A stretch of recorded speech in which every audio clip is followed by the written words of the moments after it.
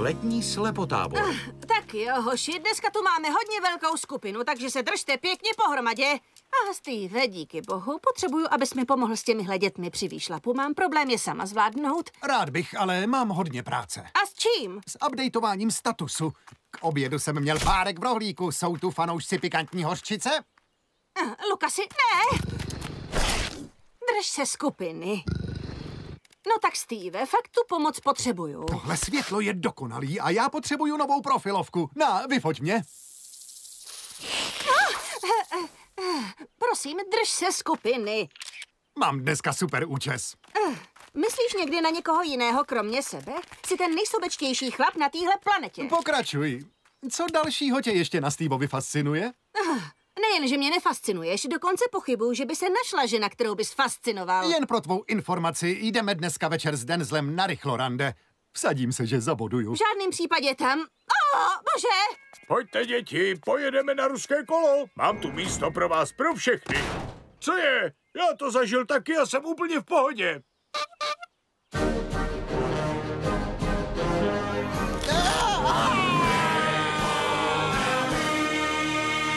Brickleberry.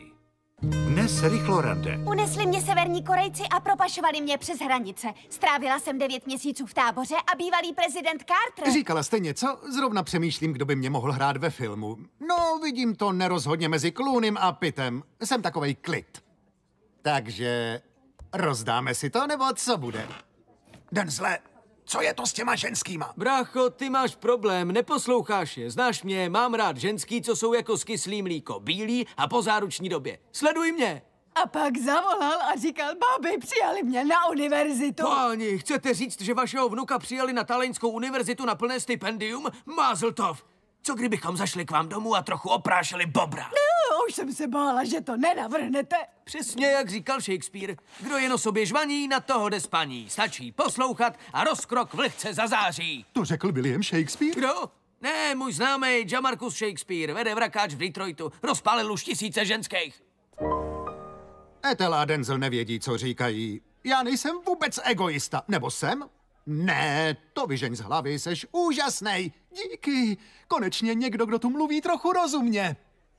Taky mi připadáte velice úžasný. Co kdybyste mi o sobě řekl všechno, na co si vzpomenete? Mám mluvit o sobě, to já moc rád. Začnu tím, jak jsem byl nejrychlejší spermií v koulích.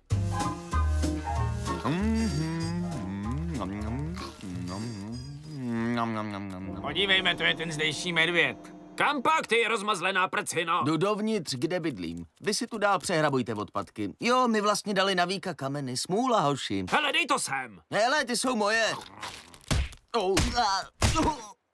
Dobře, vyhráli jste. Mám návrh. Donesu vám něco k snědku. Počkejte na chvilku tady. Meloji, prozrať mi, co to děláš. Beru si pušku. Co jsem ti mnohokrát říkal o zbraních? A mám vybrousit výrobní číslo, než někoho zabiju. Ne, že v Národním parku můžou nosit zbraně jenom jeho správci. To je pitomý pravidlo. Já si tu jen potřebuju zjednat trochu víc úcty. Ke zjednání úcty není zbraň potřeba. Tak co, jak je ty tlustej fešáckej parchante, drsnej pitomečku a přiblblej troubochlape? No jo, možná máš pravdu. Pak jsme přišli k ní domů a skočili na to. Bylo to pěkně žhavý a dusný. Vonila po mentolovým masážním gelu. Jenomže najednou se rozlítly dveře. Mámy?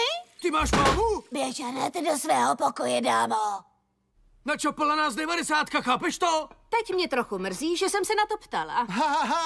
Jo! Musím vám říct, přátelé, že můj sebestřednej pták si užil s nejžhavější a nejsmyslnější ženou na celém světě. Tomu nevěřím. A navíc chtěla mluvit jenom o mně, nechtěla mrhat mým časem hovorama o ní. Jo, a užil jsem si ten nejdivočejší sex, co si umíš představit. Teprve když bylo po všem, mi o něco řekla. A co chtěla? 500 babek.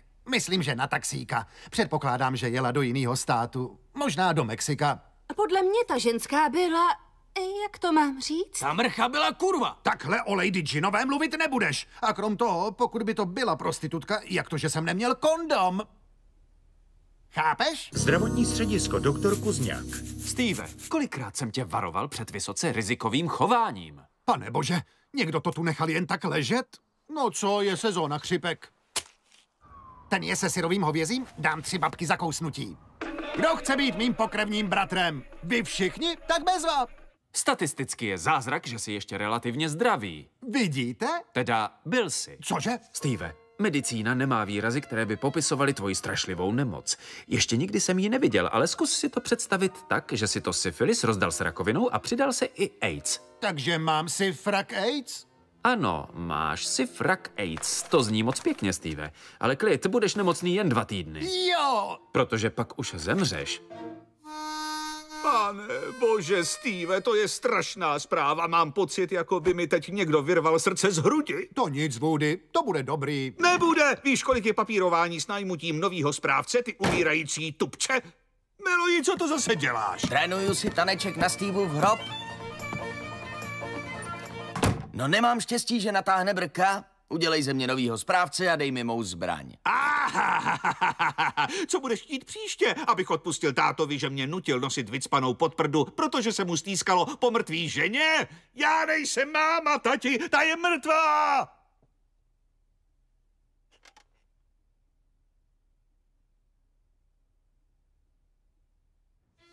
Steve, nemůžu uvěřit, že umíráš. Jo, Steve, jsem smutná. Nebuďte smutný lidi, za 2 týdny budu už v ráji. Co, vy si nemyslíte, že přijdu do ráje? To ne. Můj synu, pokud se chceš dostat do ráje, tak musíš ve svém srdci přijmout Ježíše Krista jako svého pána a spasitele. Hotovo, miluju ho, co dál? Musíš taky konat dobré skutky. Konám, koupil jsem si iPad 3 a neomezený přístup na Puboš stránky. Steve, já tím myslel dobré skutky pro druhé. Aha. Čistě teoreticky, co kdybych nikomu druhému nepomohl nikdy? Potom by ses smažil v pekle až do aleluja. S žádným alelujem v pekle nebudu. Aleluja není žádný aleluj, to znamená na věky. To ne, musíte mě z toho vysekat, prosím. Máš ještě čas, synu. Jdi a pomáhej druhým. Ethel, ta dělá hezké věci, vede tábor pro slepé děti. Dobře, tak dělej to, co ona. Pomůže ti dostat se do nebe. Moment, nebylo by lepší, kdybych se držel vás? Jste kněz. Na to nemám čas. Mám druhou práci, kde jsem klaun.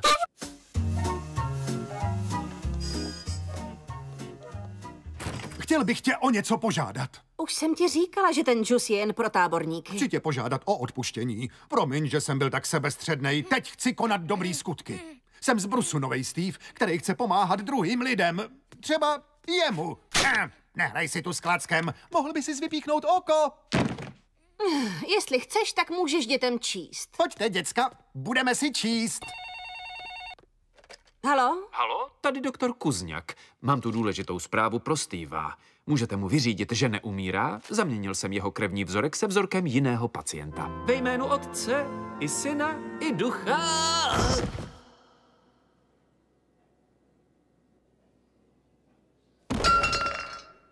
Steve, volal doktor. Má důležitý zprávy. Strana 43. Znovu jsme u korzetový pasáže. Je to ta samá buchta jako na straně 12, akorát je jí líp vidět na dudy. Steve, to je jako by se slepýmu vrátil zrak. Takže co mi to doktor vzkazuje? No, vlastně jen to, že pořád umíráš. To ti mám věřit? Že mi volal jen proto, aby mi řekl, že furt umírám? Oh, bože, ten doktor je ale blbec. Děti, dneska naposledy vám vaše slepota brání v tom dělat cokoliv, co se vám zlíbí. Natáhnout, pustit.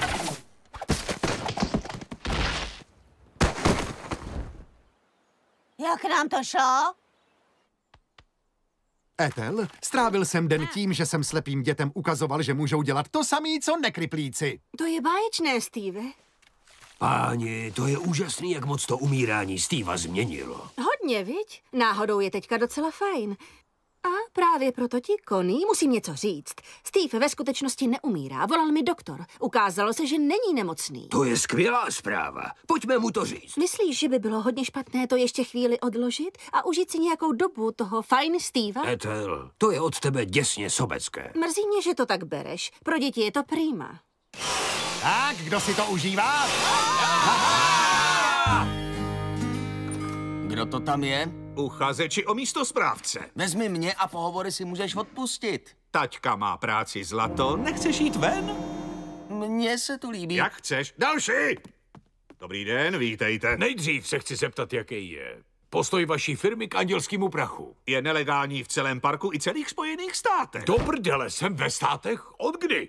Víte, díky čemu snadno zapomenete, kde jste? Díky prachu. Můžete mi dát 20 zálohu, abych si ho sehnal? Další! Miluju andělský prach. Další! Udělám se jenom tehdy, když předtím založím požár. Další! Mám rád lízátka. Další! Chci tu práci, protože mám rád zvířata. Ne, miluju zvířata. Někdo říká, že je miluju až moc, jestli mi rozumíte. Další! A jsem certifikovaný plavčí. Ne, to je působivý. Vypadá to velmi dobře. Je to Kanaďan. Co? Vypadni z mé kanceláře, ty nechutnej úchyle. Takhle to dopadá, když dá člověk inzerát do novin. Pitomý zanikající médium.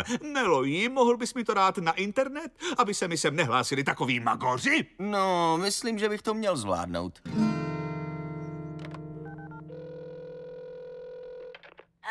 Tady Denzel. No jo, už vím, ten barevnej. No, Myrtle tu teď zrovna není. Ale já nevolám Myrtle, volám, abych si promluvil s tebou, Zlato. Aha. Podle mě si žhavá jako peklo. Mám rád zralý ženy. Myrtle je na mě moc mladá a naivní. Denzle, přestaň, přivádíš mě do rozpaku. Takže, co máš teď na sobě? Polyesterové domácí šaty a župán, proč? Ne, já myslel pod tím. Aha, no, podprsenku a podvazkový pás. Ne, Zlato, já myslel ještě pod tím. Tam mám plenku. Ty jsi ale nestyda. Děkuju za nejlepší týden mého života, Steve. Neplakej, Franky. Brzy se uvidíme. Teda já tě uvidím. Počkat, budu mrtvej.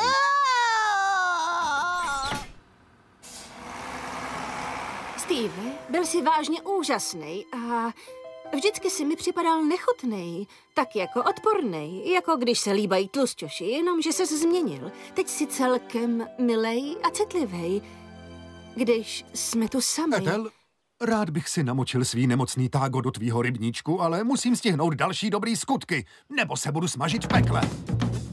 Prosím, přestaňte už mě tahat přes tu silnici. Ještě 3krát a pak vás nechám. Tak mi aspoň dovolte použít můj vozík. Není čas!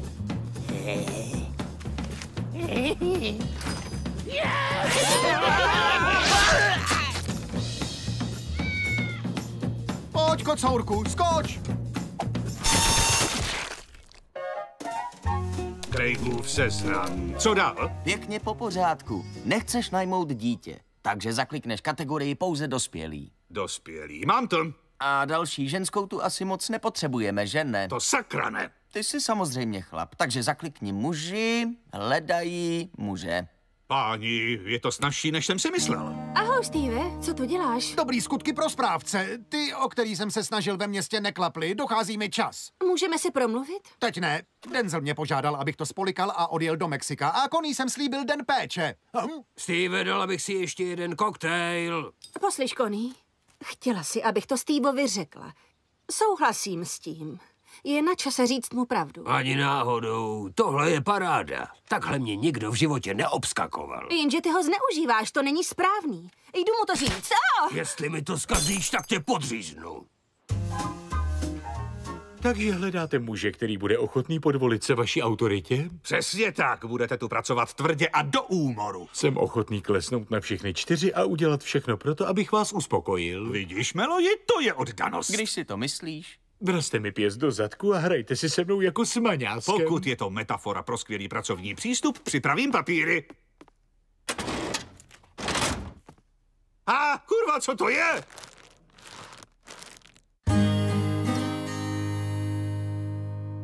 Něco mě napadlo, Steve. Ty za chvíli zemřeš, upřímnou soustrast. Takže jsem si říkal, jestli bys mi neprokázal drobnou laskavost. Jasně, rád ti pomůžu. Slyšíš to, Bože? Pomáhám zvířeti. Řekni Woodymu, že si přeješ, abych dostal tvoje místo.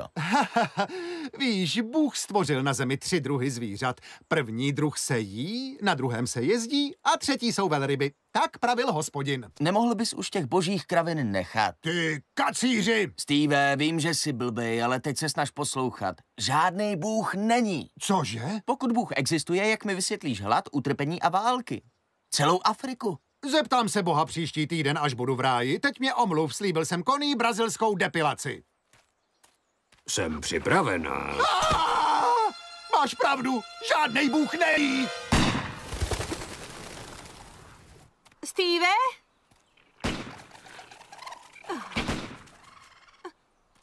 Sakra!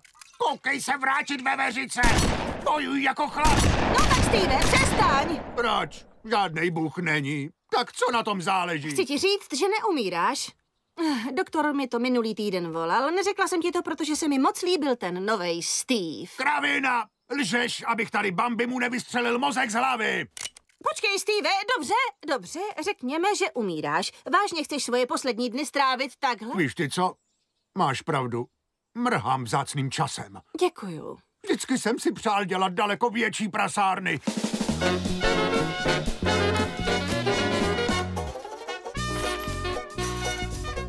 Vážně? Andělský prach! Matko, chci s tebou mluvit o Denzelovi. Nemůžeš mi diktovat, s kým mám chodit. Myrtle, já myslela, že máš být dneska na dialýze. Jak jsi mohla, matko? Tohle si odskáčeš, ty mrcho! Právě jsem to odskákala na tomhle barevným klukovi a bylo to neskutečně božské.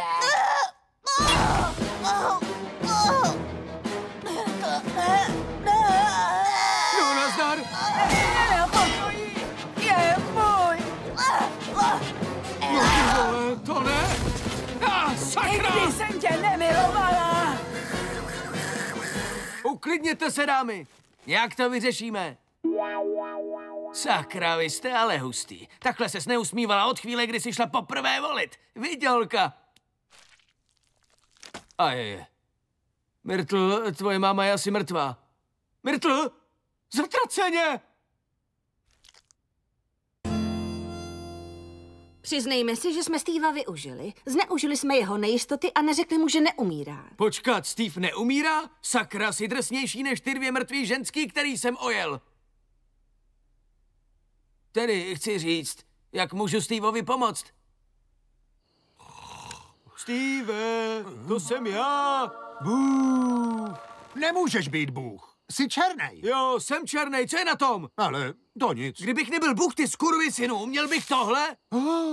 Ty jsi opravdu bůh. Promiň, že jsem zradil víru, bože. Dělal jsem špatné věci a za 3 dny půjdu rovnou do pekla, co? To by ti patřilo, ale já tě přišel uzdravit. Popatři na velkolepou sílu boží. Ču, ču, ču, ču, ču, ču. Jsi uzdravený. Děkuju ti, bože, ale necítím se jinak. Věř mi, nic ti není. Jak ti to můžu oplatit, bože? Snadno, znáš Denzla? Kdyby se tě Poldové ptali, kde byl včera večer mezi 7 a 9, řekni jim, že jste spolu hráli bowling na počítači. A teď padám. Počkej, chci se tě na něco zeptat. Tak jo, ale už to moc dlouho nevydržím. Na co, synu? Ptej se rychle. Mohl bys mi udělat supersilný robotický ruce? Ne. Robotický ruce. Žádný robotický ruce. Tak jen ruce. Sakra ne. Tak fajn, bože. Dobře, já jdu. Pane bože, on to byl podvod. Steve, jen klid, chceme ti pomoct. Falešný fousy, bože? Ty máš falešný fousy? Proč nás všechny klameš? Ty seš ale blbej. Meloji, ukázalo se, že jsi nejlepší kandidát. Vím, že se budeš snažit, aby byl na tebe táta pyšnej, a protože jsi odteď oficiální správce parku, tak můžeš nosit tohle. Používej ji zodpovědně. Samozřejmě. Hele, koukni, to je ten medvědí srábek. Podívej na tu uniformu. Haha.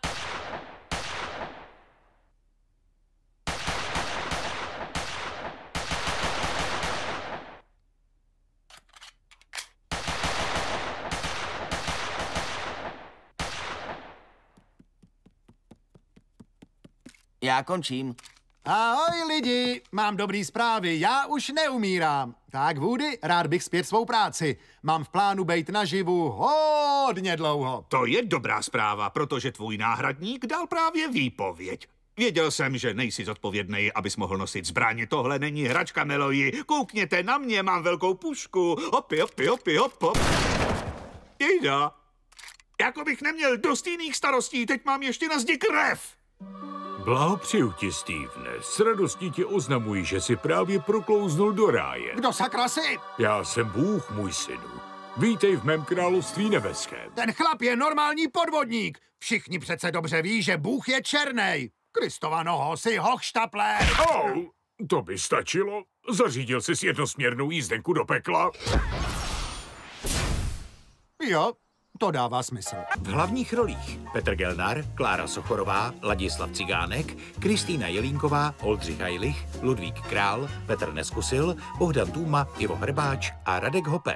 České znění připravili překlad Klára Šumová, dialogy Iva Bajerová, zvuk Michal Závěrka, produkce Markéta Vacková, režie Marek Tomažič.